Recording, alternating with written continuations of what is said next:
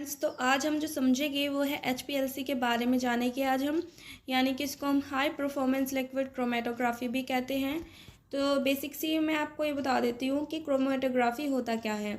देखिए, जो क्रोमेटोग्राफी होता है वो मिक्सचर को सेपरेट करने के लिए यूज़ की जाती है, यानी कि कोई भी कंपोनेंट होते हैं मिक्सचर में तरह तरह के, यानी कि डिफरेंट टाइप के कंपोनेंट मिक्सचर में जो होते हैं उनको हम क्या कर सकते हैं, सेपरेट कर सकते हैं। तो वो होते हैं हमारी क्रोमेटोग्राफी। जो हम पढ़ रहे हैं HPLC, यानी कि जो अभी हम पढ़ेंगे ये हमारा टाइप ही होता है क्रोमेटोग्राफी का। ठीक है, तो ये बेसिक सा मैंने आपको क्रोमेटोग्राफी के बारे में बताया है। देखिए, जो क्रोमेटोग्राफी होती है वो यहाँ पे आपको पिक्चर नज़र आ रही होगी, तो ये क्या है, HPLC की पिक्चर है। ये इस तरीके से आपको नज़र आ रही होगी। अब हम समझते हैं यहाँ पे HPLC के बारे में, यानी कि इसका इंट्रोडक्शन देख लेते हैं। यानी कि हाई परफॉर्मेंस लिक्विड क्रोमेटोग्राफी या फिर HPLC। ठीक है, HPLC आप शॉर्ट में बोलिए या फिर इसको पूरा बोल सकते हैं आप। ठीक है, ये जो होती है एक टेक्निक होती है मिक्सचर को सेपरेट करने के लिए, आइडेंटिफाई करने के लिए और क्वान्टिफाई करने के लिए। क्या सेपरेट करती है? ये मिक्सचर के कंपोनेंट को सेपरेट करती है। ठीक है, यानी कि जितनी भी तरह की जो क्रोमेटोग्राफी होगी या फिर उसके टाइप हो गए वो मिक्सचर को सेपरेट ही करती है। ठीक है, तो ये हमारा बेसिक सा HPLC का इंट्रोडक्शन हुआ। देखिए, मिक्सचर का जो सेपरेशन होता है वो कॉलम क्रोमेटोग्राफी के बेसिक प्रिंसिपल पर किया जाता है, और इसका जो हम आइडेंटिफाई करते हैं और क्वान्टिफाई होता है वो स्पेक्ट्रोस्कोपी के द्वारा होता है। देखिए, सेपरेशन का मतलब आपको समझ में आ ही गया होगा कि मिक्सचर है उसमें डिफरेंट टाइप के जो भी कंपोनेंट है उसको हमने क्या किया, एक तरीके के हमने कंपोनेंट को सेपरेट कर लिया, यानी कि उससे अलग कर लिया। सेपरेट का मतलब आपको समझ में आ गया होगा। आइडेंटिफाई का मतलब होगा कि आपने जो कंपोनेंट को सेपरेट किया है उसकी आपने पहचान करनी है कि ये कौन सा कंपोनेंट है, किस तरीके के है, प्रोटीन के है, किस कौन से कंपोनेंट है, यानी कि इसके आइडेंटिफिकेशन भी हो जाता है। और क्वान्टिफाई इसका मतलब होगा कि आपने जो कंपोनेंट सेपरेट किया है वो कितने कंसंट्रेशन में मौजूद है, यानी कितने ग्राम है। ठीक है, तो क्वान्टिफाई का मतलब होता है ये। देखिए, ये हम जो पढ़ रहे हैं HPLC, ये जो है लिक्विड क्रोमेटोग्राफी का ही एक एडवांस फॉर्म होती है। यानी कि देखिए, जो पहले लिक्विड क्रोमेटोग्राफी यूज़ की जाती थी, यानी कि 1960 में जो LC, यानी कि LC का मतलब लिक्विड क्रोमेटोग्राफी, ठीक है, जो पहले यूज़ की जाती थी उसमें हम लो प्रेशर का यूज़ करते थे। लो प्रेशर का यूज़ करते थे तो उसमें जो कॉलम यूज़ होता था वो ग्लास का होता था, यानी कि कांच का होता था। अब जैसे कि लिक्विड क्रोमेटोग्राफी को और एडवांस किया गया, उसमें कुछ डेवलप किए गए। ठीक है, तो उसमें क्या हुआ, उसमें जो कॉलम यूज़ की जाने लगी वो मेटल की यूज़ की जाने लगी, और मेटल जो है वो हाई प्रेशर को क्या कर सकता है, झेल सकता है। तो इसलिए यहाँ पे क्या हुआ, इसमें हाई प्रेशर का यूज़ किया जाने लगा। तो इसका जो नाम है LC, यानी कि लिक्विड क्रोमेटोग्राफी से हाई परफॉर्मेंस लिक्विड क्रोमेटोग्राफी रख दिया गया था। ठीक है, तो ये बेसिक सा हो गया आपका इंट्रोडक्शन। जैसे कि मैंने भी बताया था, HPLC is the basically a highly improved form of column liquid chromatography, यानी कि एक कॉलम लिक्विड क्रोमेटोग्राफी की है एक एडवांस फॉर्म होती है, यानी कि इम्प्रूव फॉर्म होती है। ठीक है, तो ये हो गया आपका इंट्रोडक्शन। यहाँ पे आपको दिखाई दे रहा होगा कि ये जो है एक डायग्रामिक पिक्चर है यहाँ पर, जो कि HPLC की दिखाई गई है। यहाँ पे सॉल्वेंट होता है, सॉल्वेंट या फिर आप इसको मोबाइल फेज भी बोल सकते हो। मोबाइल फेज जो होता है वो लिक्विड होता है। ठीक है, तो लिक्विड की फॉर्म में हम मोबाइल फेज को लेते हैं। यहाँ पे पंप मैं आपको हर एक जो इंस्ट्रूमेंट है उसका थोड़ा थोड़ा बता देती हूँ, क्योंकि आगे भी हम इनके बारे में पढ़ेंगे। तो जो पंप यहाँ पे आपको दिखाई दे रहा होगा, ये जो मोबाइल फेज होता है, यानी कि लिक्विड जो होता है उसको बहुत ही ज़्यादा हाई प्रेशर के साथ क्या करता है, कॉलम से पास कराने का काम करता है। ये जो हमारा पंप होता है। ठीक है, और यहाँ पे इंजेक्टर आपको दिख रहा होगा। इंजेक्टर में क्या होता है कि इसमें सैंपल को हम इंक्लूड कराते हैं। ठीक है, इसमें सैंपल होता है। ये हमारा कॉलम हो गया। ये यहाँ पर आपको डिटेक्टर दिख रहा होगा। डिटेक्टर का जो काम होता है वो कंपोनेंट को क्या करता है, डिटेक्ट करने का काम करता है। ठीक है, यहाँ पे वेस्ट मटेरियल जो जाता है, यहाँ पे कंप्यूटर होगा। यहाँ पे क्या होता है कि यहाँ पे ग्राफ शो होता है जो कि कंपोनेंट के बारे में हमें जानकारी देता है। ठीक है, बेसिक सा इंफॉर्मेशन हो गई आपकी। अब हम पढ़ते हैं यहाँ पे instrumentation of high performance liquid chromatography. देखिए इसमें हम क्या क्या इंस्ट्रूमेंट को यूज़ करते हैं, तो इसमें the pump, injector, column, detector, तो ये 4 है जो कि हम इसमें यूज़ करते हैं। ठीक है, बेसिक सा मैंने आपको इनके बारे में बता ही दिया है, इनके बारे में और आगे जानकारी लेते हैं। देखिए द पंप, इसका ये जो काम होता है मैंने पहले ही बता दिया कि इसका काम होता है फोर्स को क्रिएट करना या फिर फोर्स के साथ लिक्विड को, यानी लिक्विड कौन होगा, हमारा मोबाइल फेज होगा। ठीक है, मोबाइल फेज को क्या करता है, बहुत ही हाई प्रेशर के साथ कोलम से पास कराने का काम करता है। और ये जो हमारा फ्लो होता है, नॉर्मल फ्लो रेट जो होगा HPLC का, वो 1 से 2 ml पर मिनट होता है। यहाँ पे आप इसकी जो पंप है इसकी पिक्चर आप देख सकते हैं, ये यहाँ पे पंप है। ठीक है, अब हम देखते हैं यहाँ पर इंजेक्टर। इंजेक्टर का काम होता है कि ये सैंपल को इंक्लूड कराता है, यानी कि इसमें हम क्या करते हैं, सैंपल को इंक्लूड कराते हैं। ठीक है, और सैंपल और मोबाइल फेज जो होता है मिक्स होकर कोलम से पास आउट होते हैं और वहीं पे इनका जो है कंपोनेंट का सेपरेशन होता है। देखिए हम जो सैंपल लेते हैं वो ज़्यादा नहीं लेते, बहुत कम वॉल्यूम में लेते हैं, कम से कम वो होगा 5 to 20 माइक्रोलीटर। ठीक है, ज़्यादा हम जो है सैंपल का यूज़ नहीं करते, बहुत कम लेते हैं सैंपल को। तो आप यहाँ पे देख सकते हैं, देखिए यहाँ पे पंप है। ठीक है, यहाँ पे ये पंप हो गया, ये बफर को ही हम मोबाइल फेज बोलते हैं यहाँ पर। ठीक है, देखिए ये जो हमारा लिक्विड है ये जाता है ऐसे इधर से और ये पंप में से होकर जाता है, तो यहाँ पे क्या होगा, ये हाई प्रेशर के साथ जो लिक्विड होगा उसको फ्लो कराएगा और कहाँ पर क्या करता है कि जो हमारा कोलम होता है वहाँ पर इसको वहाँ से उससे पास आउट कराने का काम करता है। ठीक है, यहाँ पर जो है सैंपल, यहाँ पर आपको दिख रहा होगा ये जिस सैंपल है यहाँ पर इंजेक्ट हो रहा है। देखिए जो सैंपल है और हमारा जो मोबाइल फेज होता है वो मिक्स होता हुआ जाता है, कहाँ पर, कोलम में। ठीक है, तो ये हमारा इंजेक्टर हो गया। अब हम पढ़ते हैं यहाँ पे कोलम के बारे में। देखिए जो कोलम होता है सबसे मोस्ट इम्पोर्टेंट पार्ट होता है ऑफ HPLC का। क्यों होता है इम्पोर्टेंट पार्ट, क्योंकि इसी में हमारा जो कंपोनेंट्स होता है उसका सेपरेशन होता है इसी में, किसमें, कोलम में। ठीक है, तो कोलम में हमारा जो है कंपोनेंट का सेपरेशन होता है। यहाँ पे जो हम कोलम यूज़ करते हैं वो जो है स्टेनलेस स्टील के बना होता है, जो कि ट्यूब लाइक स्ट्रक्चर होती है।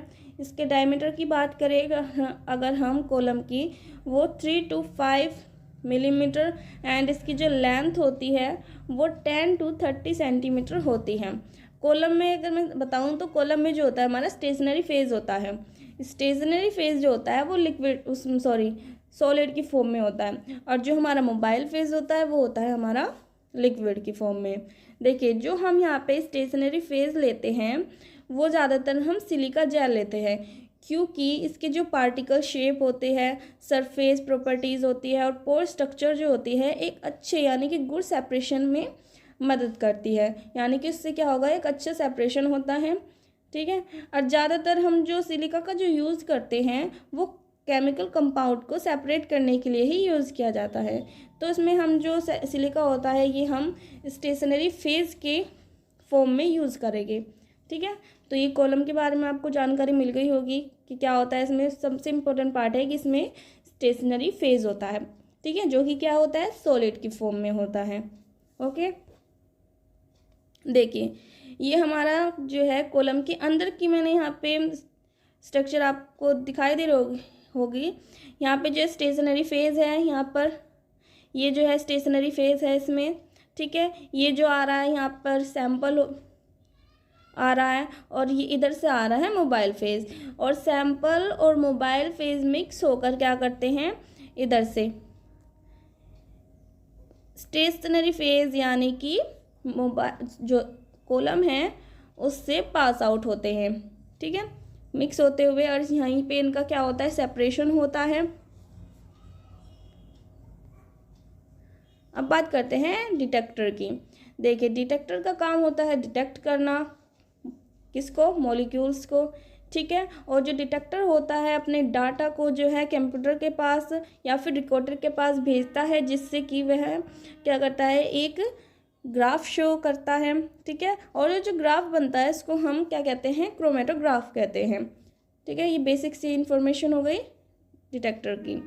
देखिए यहाँ पे देखिए जो भी कंपोनेंट्स पास आउट हो रहे हैं, ये कॉलम है, ये क्या है, कॉलम है, ठीक है।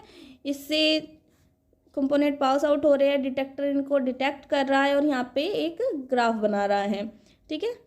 तो यही काम होता है डिटेक्टर का। ये यहाँ पे आपको ग्राफ दिखाया गया है। देखिए यहाँ पे जो है, यहाँ पे नीचे जो है रिटेंशन टाइम होता है, ठीक है। यहाँ पे रिस्पॉन्स, और यहाँ पे जो पीक बनती है वो देखिए कैसे बनती है। सबसे पहले यहाँ पे क्या होता है, स्ट्रेट लाइन यहाँ पे बनती है। स्ट्रेट लाइन जब बनेगी जब हम क्या करते हैं, कॉलम से सिर्फ मोबाइल फेज को पास कराते हैं तो हमारी स्ट्रेट लाइन बनती है। अब देखिए जब हम मोबाइल फेज और सैंपल को मिक्स करके जब कॉलम से पास आउट कराते हैं तब हमारी बनती है पीक। तो ये हमारी पीक होती है, ठीक है। ये पीक जब बनेगी हमारी, ठीक है।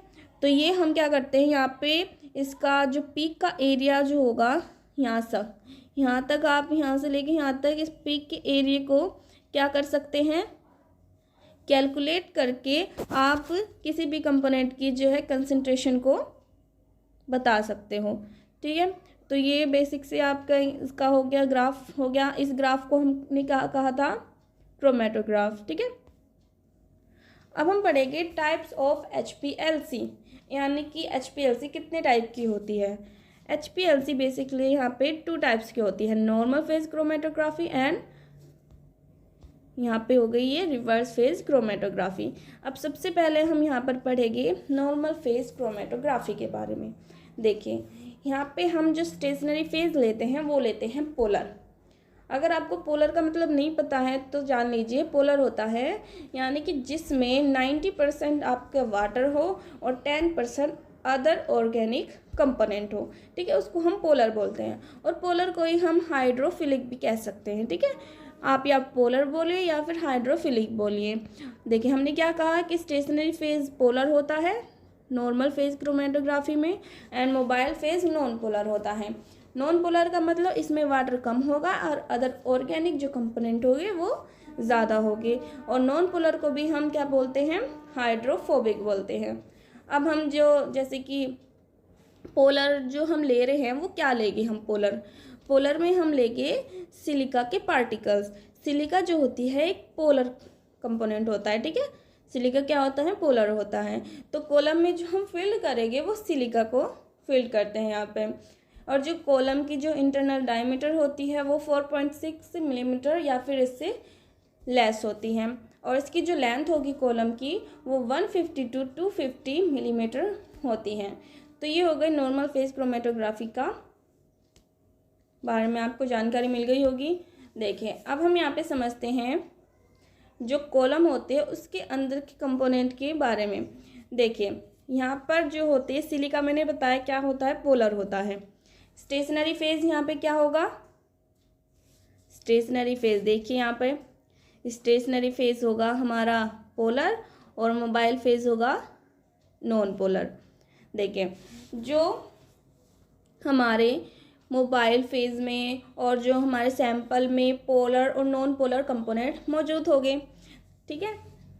तो यहाँ पे हमारा ये हो गया हमारा स्टेशनरी फेज, और ये हमारे जो आपको नज़र आ रहे होंगे ये है component of mobile phase and stationary phase. कुछ कंपोनेंट जो पोलर होगी वो स्टेशनरी फेज के साथ, यानी कि हमारे नीचे क्या है, स्टेशनरी फेज है जो कि क्या है, पोलर है। पोलर और पोलर मिलके क्या कर लेते हैं, बॉन्ड बनाना स्टार्ट कर देते हैं। तो क्या होगा, जब बॉन्ड बनाना स्टार्ट होगा तो मतलब कि जैसे कि फ्लो कर रहे होते हैं तो कॉलम से तो बाहर तो निकलना ही है इनको कंपोनेंट को। तो पोलर जो कंपोनेंट होंगे वो बहुत ही स्लो पास होगी, यानी कि कॉलम से बहुत स्लो बाहर निकलेगी। और जो हमारे नॉन पोलर कंपोनेंट होंगे वो बहुत जल्दी पास आउट हो जाएगी, क्योंकि वे ना तो कोई बॉन्ड बना रहे हैं, क्योंकि नॉन पोलर है। स्टेशनरी फेज तो हमारा पोलर है ना, तो नॉन पोलर और पोलर कभी भी बॉन्ड नहीं बनाते, तो क्या हो गया, वे नॉन पोलर जो कंपोनेंट है वो जल्दी बाहर निकलेगी, और जो पोलर होगी वे धीरे से निकलेगी। ठीक है, तो ये हमने अभी इसके बारे में जाना है, इसके कंपोनेंट के बारे में। अब हम जानते हैं यहाँ पे रिवर्स फेज क्रोमेटोग्राफी के बारे में। ये जो रिवर्स फेज क्रोमेटोग्राफी होती है नॉर्मल फेज क्रोमेटोग्राफी की बिल्कुल उल्टी होती है। हमने वहाँ पे जो स्टेशनरी फेज लिया था वो पोलर लिया था, यहाँ पे हम स्टेशनरी फेज लेंगे नॉन पोलर। और जो हमने मोबाइल फेज लिया था वो लिया था, क्या लिया था हमने मोबाइल फेज, देखिए यहाँ पर मोबाइल फेज लिया था हमने नॉन पोलर, तो वहाँ पर क्या लेंगे हम, मोबाइल फेज को लेंगे पोलर। देखिए जो हम स्टेशनरी फेज लेंगे वो क्या लेंगे, सिलिका लेंगे। अब मैंने आपको पहले बताया था कि सिलिका तो पोलर होता है, पर हमें लेना क्या है, नॉन पोलर लेना है यहाँ पे स्टेशनरी फेज। तो आप दिमाग लगाइए थोड़ा सा, तो क्या सिलिका जो है पोलर, हम पोलर ही ले लेंगे इसको, बिल्कुल नहीं लेंगे, क्योंकि हम क्या करना है, हमको तो नॉन पोलर चाहिए।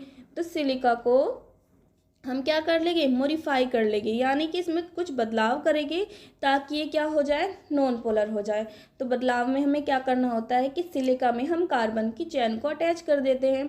ठीक है, या तो 8 या फिर 18 कार्बन एटम्स हम इसमें क्या कर देंगे, अटैच कर देंगे।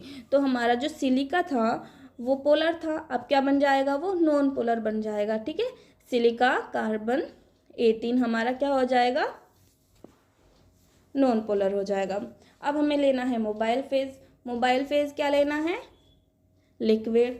तो लिक्विड लेना है तो इसमें हम वाटर ज़्यादा लेंगे और अदर ऑर्गेनिक, यहाँ सॉरी हमारे जो ऑर्गेनिक वे हो गए कंपोनेंट वे कम लेंगे, या तो यहाँ पे अल्कोहल ले लीजिए। ठीक है, तो ये हमारा सॉल्वेंट यानी कि मोबाइल फेज। देखिए सॉल्वेंट यहाँ पे मैंने यूज़ किया है, या तो आप इसमें बिल्कुल भी कंफ्यूज नहीं होना है, या तो आप सॉल्वेंट लिखिए या फिर लिखिए मोबाइल फेज। ठीक है, मोबाइल फेज लिखिए या फिर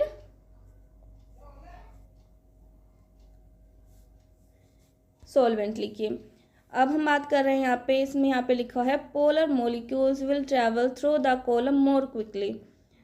देखिए सिंपल सा मैं आपको एक वो देती हूँ फॉर्मूला, जब भी हम क्या लेंगे, रिवर्स फेज क्रोमेटोग्राफी हो या फिर नॉर्मल फेज क्रोमेटोग्राफी हो, जब हम स्टेशनरी फेज पोलर ले या फिर स्टेशनरी फेज नॉन पोलर ले, तो उसका उल्टा देखिए, स्टेशनरी फेज अगर हमारा क्या है, पोलर है। ठीक है, स्टेशनरी फेज अगर हमारा पोलर है तो इसका उल्टा क्या हो जाएगा, नॉन पोलर। तो नॉन पोलर कंपोनेंट जल्दी पास आउट होगी। ठीक है, अब मान लीजिए हम ले रहे stationary phase non polar, non polar लेंगे तो इसका उल्टा क्या हो जाएगा, पोलर। तो कौन से पास आउट होगी जल्दी, पोलर कंपोनेंट। तो ये बेसिक सा फॉर्मूला है, तो आप इसको समझ लीजिए, यानी स्टेशनरी फेज अगर हम पोलर ले तो नॉन पोलर कंपोनेंट जल्दी से बाहर निकलेंगे, अगर नॉन पोलर ले स्टेशनरी फेज तो हमारे पोलर कंपोनेंट जल्दी से बाहर निकलेंगे। तो यहाँ पे यही बताया गया है कि पोलर मॉलिक्यूल जल्दी से बाहर निकलते हैं कॉलम से। ठीक है, it is most commonly use, ये जो रिवर्स फेज क्रोमेटोग्राफी होती है सबसे ज़्यादा यही यूज़ की जाती है लैब में। ठीक है, जो हमारी नॉर्मल फेज क्रोमेटोग्राफी होती है उसको हम ज़्यादा यूज़ नहीं करते, बल्कि इसको ही ज़्यादा यूज़ करते हैं। देखें अब यहाँ पे देख सकते हैं आप, silica carbon 18 is non polar. क्या है ये, सिलिका स्टेशनरी फेज है। तो मैंने आपको अभी बताया यहाँ पर हमारा क्या होगा, ये नॉन पोलर कंपोनेंट है, ये ऊपर भी नॉन पोलर है। देखिए नॉन पोलर और नॉन पोलर थोड़ा अटैचमेंट हो रहा है, इनका बॉन्ड बन से रहा है, तो ये स्लो मूव हो गए। और जो हमारे पोलर है वो जल्दी जल्दी से बाहर निकल जाएंगे। ठीक है, यानी कि स्टेशनरी फेज के उल्टा जो होगा वो बाहर जल्दी निकलेगी। स्टेशनरी फेज नॉन पोलर है तो पोलर हमारे जल्दी बाहर निकलेंगे। ठीक है, प्रोसेस ऑफ HPLC, चलिए जानते हैं प्रोसेस किसका, HPLC का।